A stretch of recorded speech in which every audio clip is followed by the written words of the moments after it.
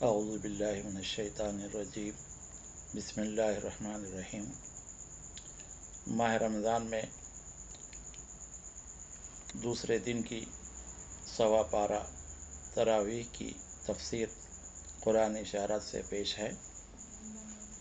نیکی یہ نہیں کہ مشرق و مغرب کی طرف رخ کر لیا جائے، دل و نگاہ مسلمان نہیں تو کچھ بھی نہیں۔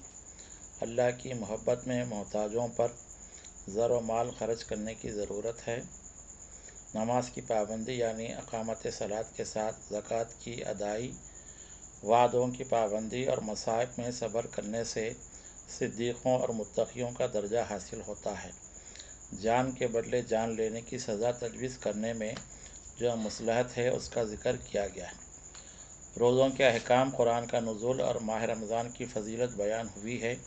اللہ سے قربت اور دعا قبول ہونے کی بشارت دی گئی ہے۔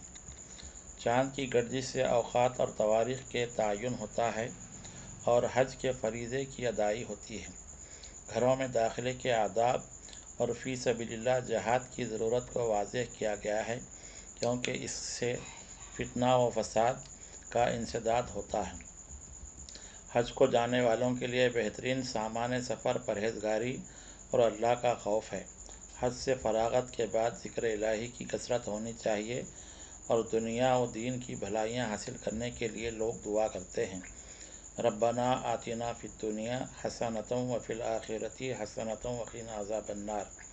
اے ہمارے پروردگار، ہمیں دنیا میں بھی خیر و برکت دے اور آخرت میں بھی، اور ہمیں دوزخ کے عذاب سے بچا۔ بنی اسرائیل کو کتنی کھلی نشانیاں بتائی گئیں، لیکن وہ راہ راست پر نہ آئے اور احکام الہی سے بغاوت ہی کرتے رہے۔ مصیبتوں سے نجات دلانے کے لیے اللہ کی نصرت اور مدد قریب ہی رہتی ہے۔ جنگ و جدل سے گھبرانے کی ضرورت نہیں، بلکہ اس میں بھی خیر کی ایک صورت نکلتی ہے۔ حرمت کے مہینوں میں جنگ کرنا بہت بڑا گناہ ہے، لیکن جب کوئی فتنہ پیدا ہو جائے تو ان مہینوں میں بھی جنگ کرنا زیادہ ضروری ہو جاتا ہے، اور پھر جنگ کے بعد امن و امان کو برقرار رکھنے کے لیے شراب خوری اور جوئے سے بازی سے روکنے کی ضرورت ہے۔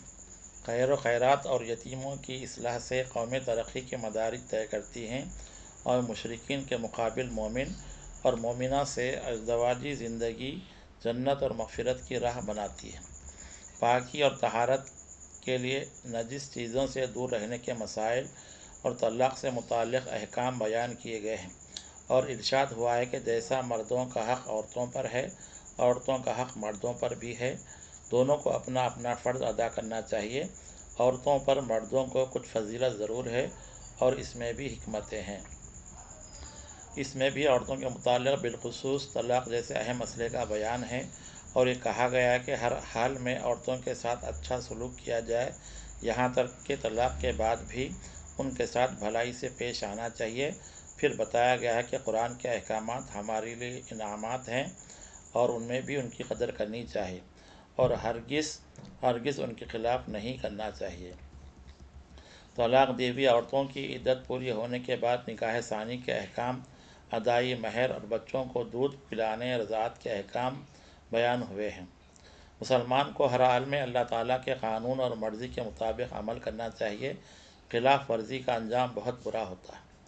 اولاً طلاق کے متعلق احکام ہیں، یعنی طلاق دینے کے بعد مہر کتنا ادا کرنا چاہیے، اور اس کے بعد نماز پڑھنے کی تاکید کی ہے۔ نماز خوف کا بھی ذکر ہے اور اس کی ادائی کا طریقہ بتایا گیا ہے۔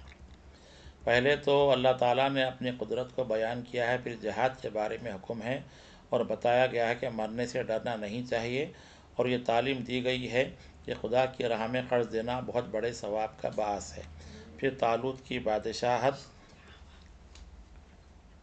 اور بنی اسرائیل کی نافرمانی اور مخالفت کا ذکر ہے، اور یہ حقیقت بیان کی گئی ہے کہ جب لوگوں کے دلوں میں موت کا ڈر رہتا ہے تو اگر وہ لاکھوں کی تعداد میں بھی ہوں تو ان کی کثرت تعداد کچھ کام نہیں آتی۔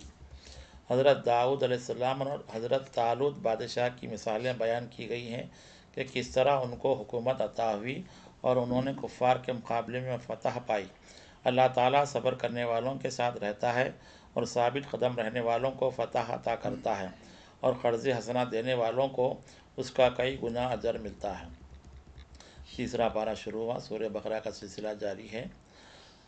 اللہ کے رسولوں میں ایک کو دوسرے پر فضیلت دی گئی ہے۔ حضرت موسیٰ علیہ السلام سے کلام ہوا اور حضرت عیسیٰ علیہ السلام کی روح القدس سے مدد کی گئی۔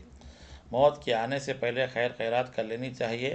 اللہ ہی حی و قیوم ہے اور اس کی عرش و کرسی ارض و سماوات سے وسیع ہے، اور اس کی اجازت کے بغیر کوئی ہماری شفاعت نہیں کر سکتا۔ دین میں زبردستی نہیں ہے۔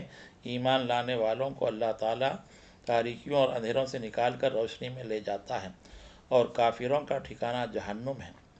حضرت ابراہیم علیہ السلام اور نمرود کے مکالمے کا بیان ہوتا ہے کہ کس طرح اللہ تعالیٰ مردے کو زندہ کرتا ہے اور کس طرح مشرق سے سورج نکالتا ہے۔ 100 سال کے بعد کیسے ایک مردہ شخص زندہ ہو جاتا ہے، اور کس طرح ایک مردہ گدھے کی ہڈیوں پر گوشت چڑھتا ہے اور زندہ ہوتا ہے، جبکہ کھانے کے پینے کی چیزیں بغیر سڑے ویسی ہی ان کے پاس رکھی ہوتی ہیں۔ اطمینان قلب کے لیے حضرت ابراہیم علیہ السلام کو حکم دیا جاتا ہے کہ 4 پرندوں کو ٹکڑے کر کے پہاڑوں پر پھینک دیا جائے، اور پھر پکارا جائے تو زندہ ہو کر آ جائیں گے۔ اللہ کی راہ میں خرچ کرنے سے ایسا ثواب ملتا ہے جیسے ایک دانے سے ہزاروں دانے پیدا ہوتے ہیں، مگر شرط یہ ہے کہ جب کسی کو اللہ کے راہ پر کچھ دیا جائے اس پر احسان نہ جتایا جائے۔ حلال اور نیک کمائی ہی سے اللہ کی راہ میں خیرات کی جانی چاہیے، اور اسی خیرات خاص طور پر انہیں پیش کی جانی چاہیے جو رات دن اللہ ہی کے کاموں کے لیے وقف ہوں۔ جو لوگ اللہ کی راہ میں رات دن اور چھپے کھلے خیرات کرتے ہیں تو اللہ تعالیٰ ان کو اجر عظیم عطا کرتا ہے، اور جو لوگ اپنے روپیے پر سود لیتے ہیں ان کی حالت ایسی ہوتی ہے کہ گویا شیطان ان کو چھو گیا ہے۔ اللہ نے سود کو حرام اور تجارت کو جائز قرار دیا ہے۔ جب ادھار کا کوئی معاملہ کیا جائے تو وہ لکھ لیا جائے تاکہ بطور شہادت کام آئے۔ شہادت کے لیے 2 مردوں کی گواہی یا 1 مرد اور 2 عورتوں کی گواہی ہونی چاہیے۔ اگر کوئی امانت کسی کے حوالے کرے تو طلب کرنے پر فوری مالک کو واپس کر دی جائے۔ زمین و آسمان میں جو کچھ ہے وہ سب اللہ ہی کے لیے ہے۔ سورہ بقرہ اس دعا پر ختم ہوتا ہے کہ اے ہمارے رب، اگر ہم کچھ بھول چک کریں تو اس میں ہماری باز پرس نہ کر، اور ہماری طاقت سے بڑھ کر ہم پر کچھ بوجھ نہ ڈال۔ ہم سے درگزر کر ہم کو معاف کر دے اور ہم پر اپنا رحم کر، تو ہی ہمارا مددگار ہے۔ کافروں کے مقابلے میں ہماری مدد فرما۔ واعف عنا واغفر لنا وارحمنا انت مولانا فانصرنا علی القوم الکافرین۔ صدق اللہ العظیم۔ دوسرے رمضان کی 1.25 پارے تراویح کی تفسیر ختم ہوئی۔ اللہ سے دعا ہے کہ اللہ تعالی ہمیں عمل کرنے اور قرآن کے پیغام کو ساری دنیا میں عام کرنے کی توفیق عطا فرمائے۔ وآخر دعوانا ان الحمد للہ رب العالمین۔